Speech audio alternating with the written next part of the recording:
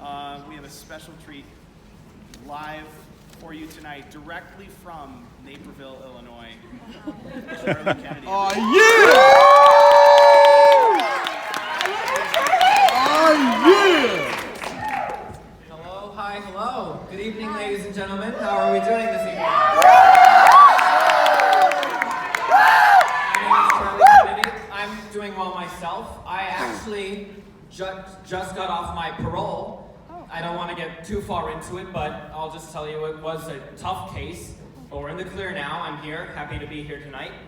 I'm glad you are all doing well. Thank you for coming, by the way. It really means a lot to all the writers, actors, directors, the tech, everyone who's helped bring these one acts to life.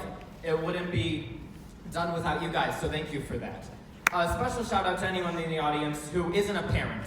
Because, you know, parents, they have to come to these things. They have to show up, and after the show, they go, good job, I love you, see you at home. And then they're done and they leave. But if you're a distant aunt or a friend, you could have easily called this morning and been like, I know that tonight is your special night, but as it always happens, I'm sorry, but I have mono.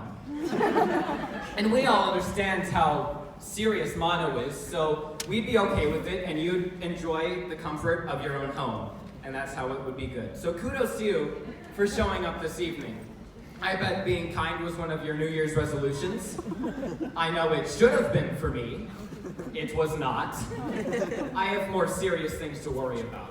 But I have been working on a few New Year's resolutions. I actually think they should be enforced on everybody. Now that doesn't make me a communist. That's just my strong opinion, and it is correct.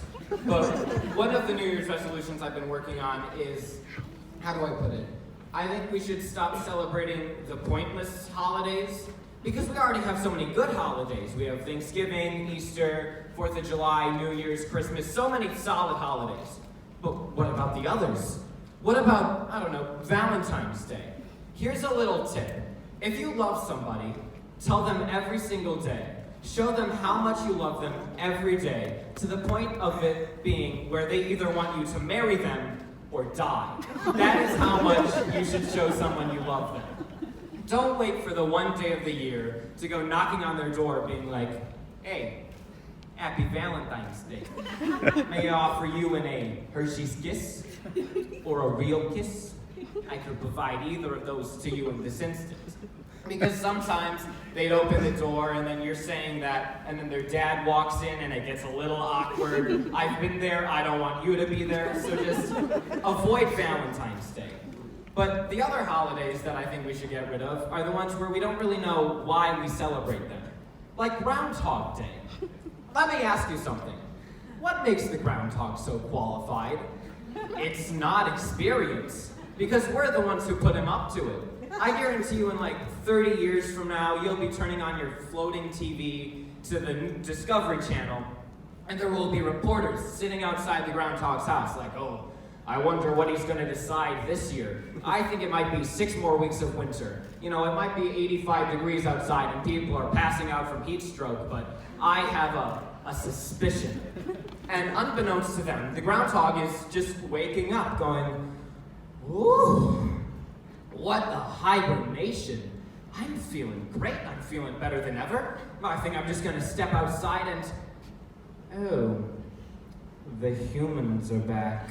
I'll save my Pilates for later. And he goes back inside, and the reporters go and twist his words going, this just in, the groundhog saw his shadow and there will be 6 more weeks of winter. Don't question this, for it is tradition. And I feel bad for the groundhog. Because he can't explain himself. He can't go going out, barging out, trying to talk to the humans, because that would be a very alarming experience for everyone involved. And that's why I think we should get rid of Groundhog's Day. And Valentine's Day, because love is dead.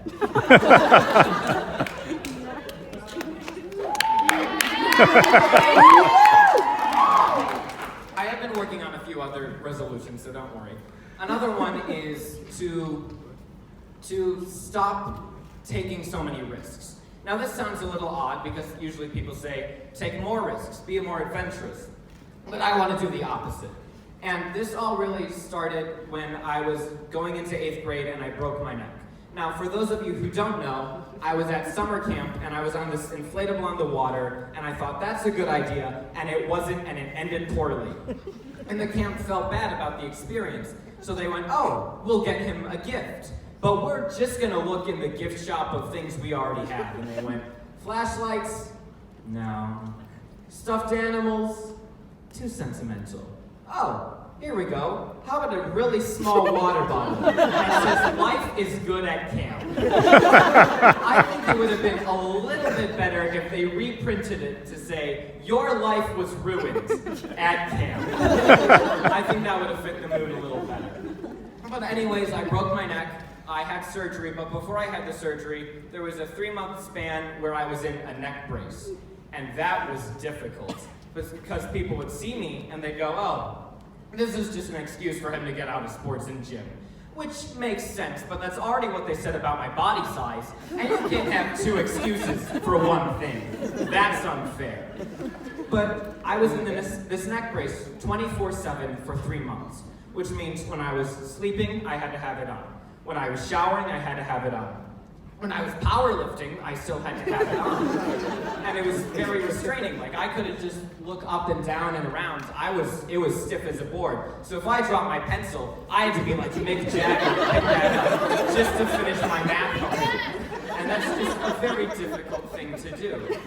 And it got frustrating at times, because my friends and family would get used to the neck brace, and they'd bring me to things that I couldn't do. And one of those things was going to Chicago and going in the tall Willis Tower, Sears Tower, I don't know, I'll just call it Tetris Tower.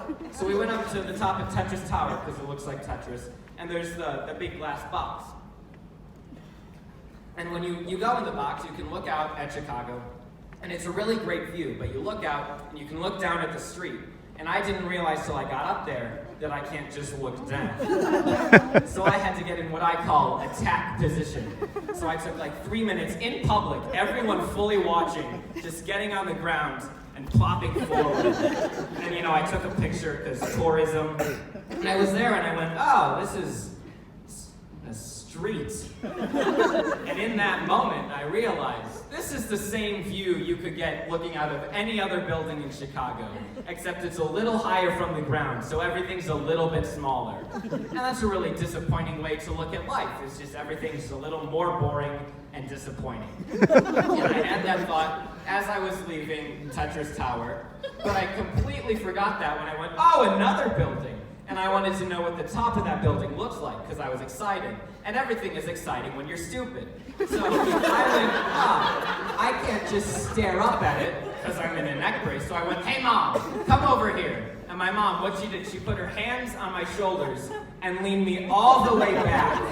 And I looked to the top of this building and went, oh, it's flat. And I looked, because, I was thinking maybe it had cool architecture. There'd be gargoyles and spikes like Disney. No, it was just a flat office building, a little sad. But in the neck brace, I had to watch everything around me. I had to make sure that nothing killed me. Like, I couldn't see if anvils fell from the sky. I would be unknown to that and I would get crushed. So I've looked in life for things that have become hazards, and it's just become accustomed to me. And I found one that everyone should be fully aware of, but we're not bringing it enough attention, and that is Mount Everest. In the year 2019, 11 people died climbing Mount Everest. Since the year 1966, I did my research, since the year 1966, over 300 people have died climbing Mount Everest. So I ask you, why would you ever climb Mount Everest with those odds? And people might say, oh, it's one of the largest landmarks in the world. Yes, so is the Grand Canyon. You don't see me running up to the edge and going, I hope I land on my feet. No, because I know that's not going to end well, and I'm going to end squished. So why would you climb Mount Everest? It's so dangerous. One of the most dangerous parts is avalanches. Now, I've never been in an avalanche, and I can assume the same for most of you, but I can imagine it's not fun, it's cold, and it will kill you. So with those odds, if I hear someone just on the street go, "Look out, there's an avalanche," you can guarantee I am running for my life. There's no way, even if I'm in Naperville, there's no way I'm getting stuck in an avalanche. So why would I climb Mount Everest? And what's the goal to climbing Mount Everest? I mean, I know there's the point of achievement, but if you're climbing Mount Everest and you get to the top, of Mount Everest, and you get there, you'll be like, yes, I did it. Now I can know what's on the other side. More mountains. I knew it. And then you're just up there, and you do realize you climbed up Mount Everest. Now you have to climb back down. And there's no guy up there with a ski lift going, "Oh, hey, you made it. You want some coffee? A blanket? A Hershey's Kiss?" No, you're stuck up there on Mount Everest, and you can either stay there and freeze to death, or you can try and climb back down and get crushed by an avalanche. I myself would stay on top, because as long as I'm not with my parole officer, I think I'll be just fine. My name is Charlie Kennedy. Thank you so much for this.